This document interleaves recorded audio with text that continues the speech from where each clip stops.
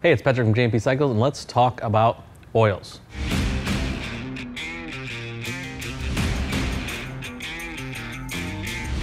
I guess I'm talking to you. You need to change your oil, probably haven't changed it enough. And we have you covered no matter what size container or flavor you want. Whether you're an organic oil guy or a fully synthetic guy, we have what you're gonna need, even going down into the transmission and the primaries. A lot of times people neglect those primary oil changes and those transmission oil changes just because they're not as prevalent on your mind as the engine oil. But a little bit of money spent on oil, which will save you a lot of money spent on an engine or a transmission later. And Sportster guys, don't forget you need a specific Sportster transmission and primary oil because your transmission and your primary are mated together, unlike the big twins. Make sure you get the right stuff.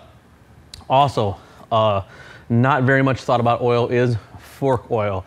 Something that does need to be changed. I'd recommend in your off season or in your winter time, you get inside those forks and change the oil. And once you're in there and you see that, you'll know why it needs to be changed. That stuff gets nasty. Of course, we have you covered on the filters. If you're a shiny bike guy, got you some shiny chrome filters.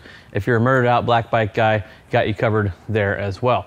And sport bike guys, we have not forgot about you. We have a full line of sport bike filters and oil. And yes, it does matter which oil you use for your sport bike and or V-twin.